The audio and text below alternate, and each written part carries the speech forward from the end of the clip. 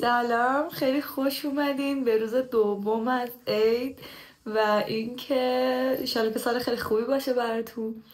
من دوباره برگشتم روی ولاگ گرفتن، چیزی که خیلی بیشتر از همه خوشم میاد ازش و اینکه دیگه اون سیستم آشپزی حالا تموم شد. داریم توی ولاگا چیزهای مختلفی که دوست دارم درست کنم درست میکنم و دیگه نه مثل حالا یه برنامه آشپزی. دیگه ما مسافرت فعلا نرفتیم، تهرانیم، حوصله‌مون هم سر رفته بود، گفتیم که پاشیم بزنیم بیرون بچرخیم ببینیم چه خبر. هوا هم خیلی بارونیه، گفتیم که خب فرصت خیلی خوبیه بریم ببینیم تهران چه خبر توی هوای بارونی و عید. دیگه گفتم که شما رو با خودم ببرم، با من همراه باشیم.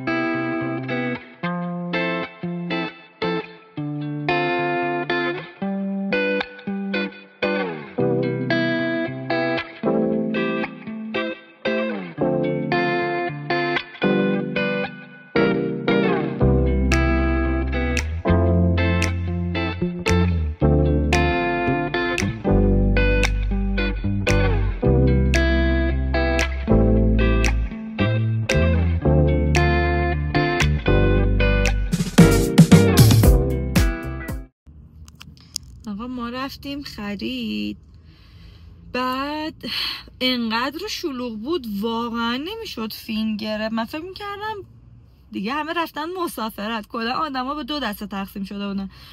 اون دسته ای که رفتن مسافرت، اون دسته ای که مثل ما حوصله‌شون سر رفته واسه اینکه حالا یه تنوعی به شهرخونه بزنن بیرون اومده بودن خرید. ببین قل و قله ها، یه چیزی میگم یه چیزی میشنوی. از آخر هفته شلوغ‌تر بود دیگه، نشد فیلم بگیرم دیگه، کار خاصی هم نکردیم، اومدم خریدار جابجا کردم.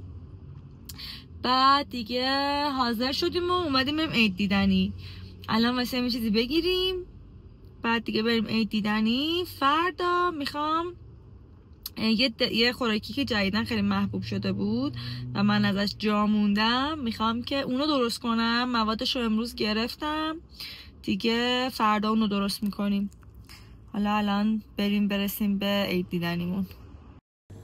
سلام، خیلی خوش اومدین به روز دوم از این ولاگ هفتگی. امروز من مهمون دارم و اینکه میخوام براشون غذا درست کنم. مهمونم شام میاد، دوستامون میان.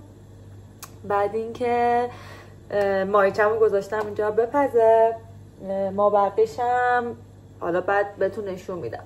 به جز اون من تو سفره هفسینم یه گل رفتم خریدم، مثل گلا رو نشونتون بدم. این گلا رو که میبینین اینجوری پژمرده شده، اینا رو که من داشتم میخریدم آقا برگشت به من گفتش که، گفتم اینا چند روز میمونه؟ گفتش که اینا 3 روز میمونه. گفتم 3 روز میمونه؟ بعد گفتش که نه شوخی کردم، میمونه، یه 3 ماه میمونه. بعد ما اینو آوردیم و اینو گوشه بودم سر سفره هفسین. آقا این واقعا 3 روز موند. بعد دیگه الان پژمرده شده، سر سفره هفسین گل نداریم. میخوام برم که گل بگیرم برای سر سفره هفسین و اینکه بدونید شما میگه از این گلا نگیرین، اینا نهایتا 2 روز یا 3 روز بیشتر عمر نمیکن. دیگه یه گل بگیرم برای سر سفره هفسین. اینم ماهیچه رو من پیاز یا لر میریزم با سیر و برگه و یه ذرم بهش زردچوبه و نمک و فلفل اضافه میکنم. این ماهیچه رو میخوام باش تحچین درست کنم. بعد از اون طرف میخوام مرغ کاری هم درست کنم. حالا اینا رو همه رو موقع درست کردنی فیلمشو میگیرم دیگه. حالا الان یکم بگذره این یه کوچولو کاراشو انجام بدم، بعد دیگه حاضرشم برم گل بگیرم برای سفره هفسین. بعد بیام دیگه خودم حاضرشم منتظر مهمونا باشم دیگه. این روز دوم از عید ماه، ببینید بقیه‌اش چجوری پیش میره.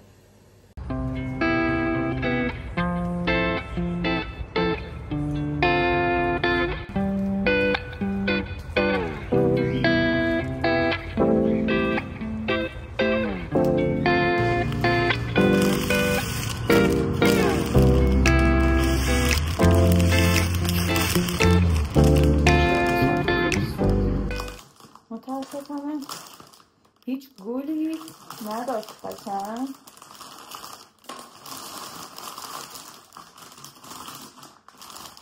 نه از اینا گرفتن، روز مینیاتوریا صورتیش و از اینا نمیتونم چه گلیه، ولی همینو داشت دیگه، چیز دیگه ای نداشت. میخواستم آفتابگردون بگیرم ولی آفتابگردون هم نداشت. کلا فکر کنم بخاطر اینکه ترکیبیه خیلی چیز زیادی گیرمون نمیدن. من همینا رو اینجوری میذارم توی این گلدونه، پایینشو بزنم اینجوری همچین تو این شکسته قنجاش.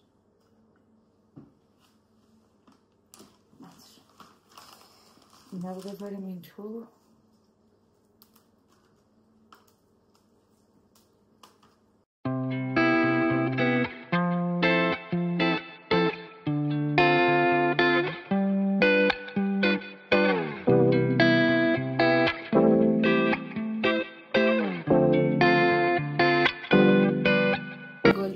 شکلی شد. بذارم سر سفره افسین. اینایی هم که اینجا اضافه مونده، یه دونه گلدون کوچولوی دیگه دارم میخوام پر کنم بذارمش اینجا روی میز آشپزخونه. چرا بذارمش سفره افسین.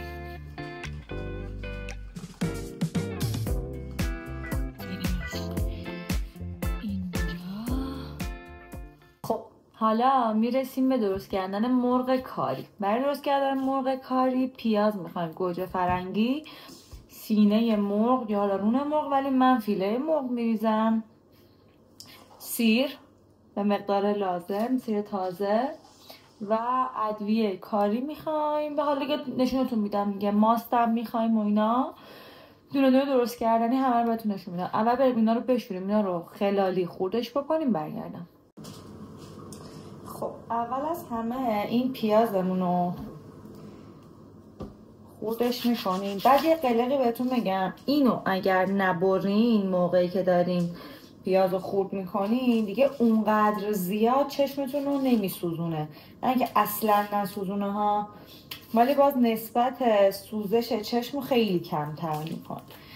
یه الان این پیازا رو، این مرغ کاری هم موقعی که من دنبال درست کردن غذاهایی بودم که بخوام با فیله مرغ درستش بکنم ولی کالری زیادی نداشته باشه، اون موقع اینو درست کرده بودم، خوشم اومد. حالا دیگه الان اینو من خلالیش میکنم. بعد گوجه ها رو پوست بگیرین توی بلندر بلندش بکنین، قشنگ پوره این گوجه رو میخوایم. بعد دیگه حالا موادی که خواستم با هم دیگه ترکیب بکنم اونجا دوباره ویدیو میگیرم. من 2 تا ادویه میزنم. یه دونه این ادویه چاشنی جوجه کبابه، کلا مرغ خیلی خوشمزه میکنه. دومیش هم که ادویه کاریه که خیلی لازمه، یعنی باید اصلا براش ادویه کاری بزنی. بعد اینکه جوز هندی هم میشه بهش زد، ولی من جوز هندی تموم کردم، جوز هندی ندارم. اگه داشتم 100% بهش جوز هندی هم میزدم، کلا خوشمزه میکنه دیگه. مرحله بعدی خورد کردن فیله های مرغ. این فیله های مرغمونو اینجوری حبه‌ای برخوردش بکنم، یعنی بهت میگم چرا انقدری بشه.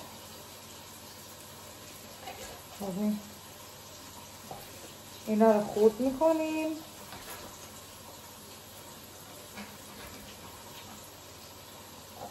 یه دونه فیله مرغش اینجوری 5 تا تیکه میشه.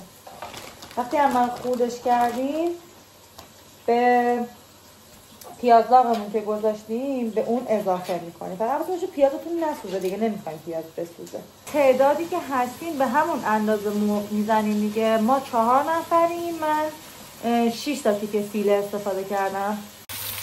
اینجوری مرغمو میریزم، یه کوچولو تفتش میدم. ببین من قشنگ انقدر رو بهش ادویه کاری زدم. حالا من ادویه کاری خیلی زیاد میزنم بهش.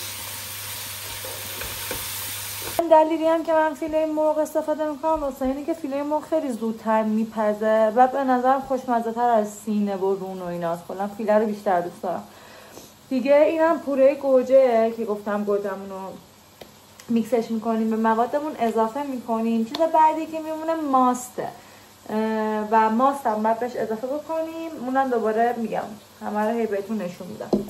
و بعد میذاریم که یه ذره جا بیفته. بعد که این غذا آماده شد دیگه کاری نداره، فقط میتونید با برنج یا با نون یا حتی خالی سروش بکنی.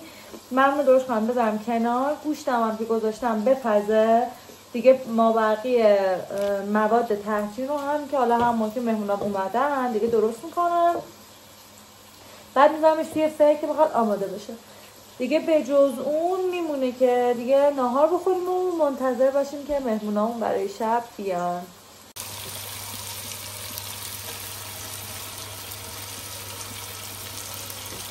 خب اضافه کردن ماستشم برای من چشمیه. من اول اینجوری 2 تا قاشق پر ماست میریزم، بعد قشنگ قاطی میکنم ببینم که اگر بیشتر خواست بعد بهش بیشتر اضافه میکنم.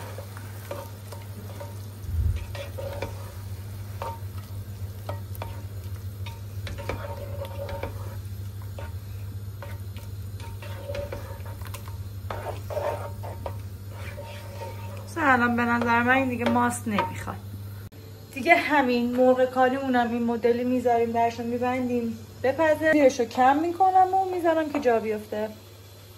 چه به زنگو بزنی که چندم نمیدونم.